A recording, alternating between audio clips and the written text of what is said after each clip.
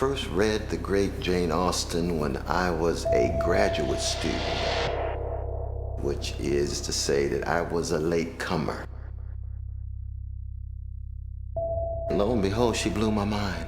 I discovered, in fact, that like Keats being the great Shakespearean poet, that she actually was a Shakespearean novelist because she was preoccupied with freedom.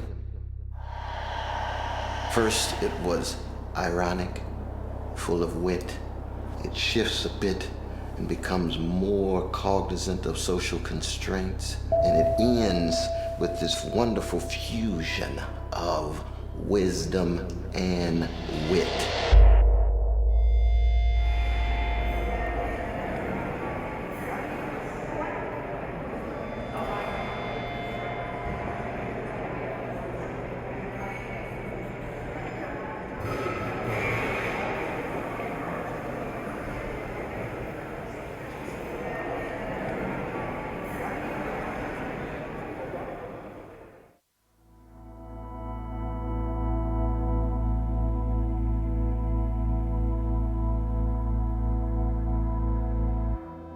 Leaving Cert course, which is what the final years in high school are called in Ireland, they put persuasion on.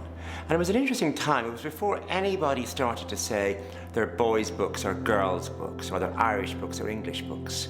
So we didn't question for a single moment the fact that we were given this book to read, which was English, which was about girls, which was written by a woman. Almost from moment one, I found the books amused me, interested me, and I learned a lot about them, you know, about the inwardness of good behavior, how that actually being someone who reflects a lot and remains silent a lot, that those sort of qualities were qualities to be recognized and to be appreciated.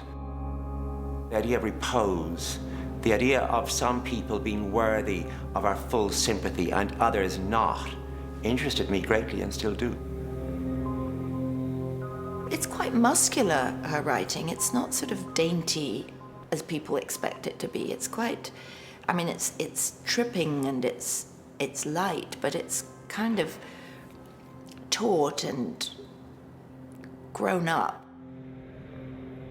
And I think one of the reasons people love her is that she's quite wicked, but she's not really viciously cruel. She's kind of sympathetic towards the people she's laughing at. I think Austen's voice is, for me, the shortest distance between 2 points. Her use of language is extraordinary. I think it's actually unparalleled, and I don't think we read her right yet, read her correctly. She's very precise in her language, and I think for someone who's been in the sciences and mathematics, that precision of language, there's an extraordinary beauty about that. From someone who has the mind of Jane Austen, any expression, especially any literary expression, would be of interest to me. You know, I would be interested in anything. Any little scraps of paper you have lying around, you know, where she jotted anything down, I would love to see them.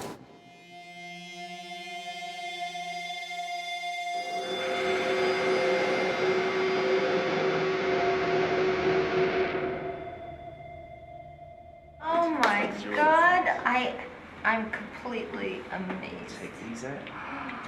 These are some great little notes. Oh my God.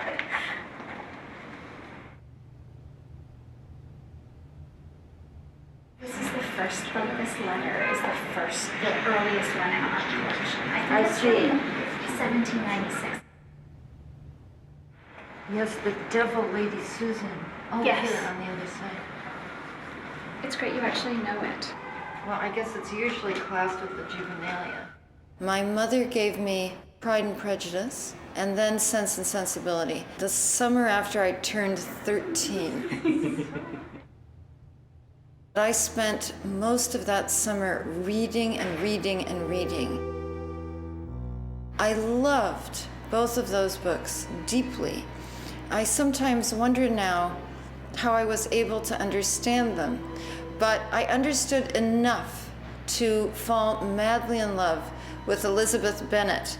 And of course, I identified with her. A lot of her heroines don't know their own hearts, and then they have a revelation, Emma and Elizabeth in particular, and it's as if their feelings and their mind are suddenly come together in a kind of embodied experience.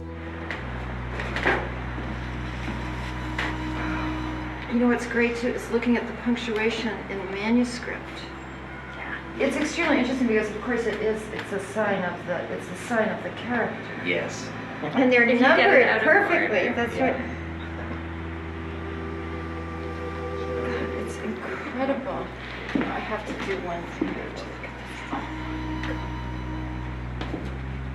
When you look at a handwritten manuscript, Oh.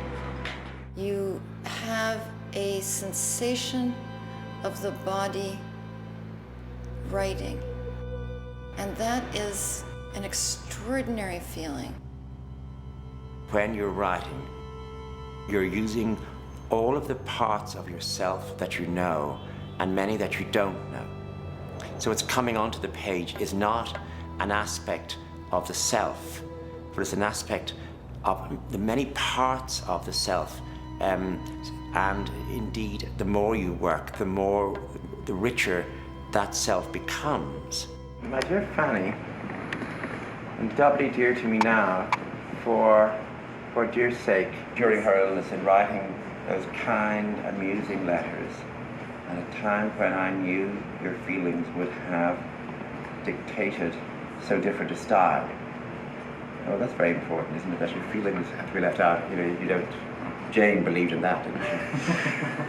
Anything a writer does is interesting, but it's often interesting for not being interesting.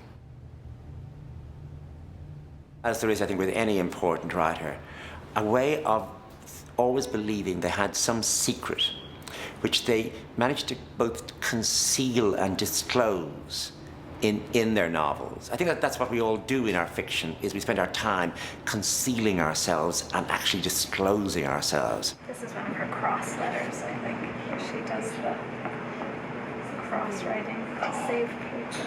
Isn't it? Oh. I must start doing that. You wouldn't want to read too many of those. Oh, God, you could go cross-eyed. In Jane Austen, you would imagine that she knew how to keep certain things to herself and that she was deeply skilled at that and that she admired such skill and was unlikely to let it go.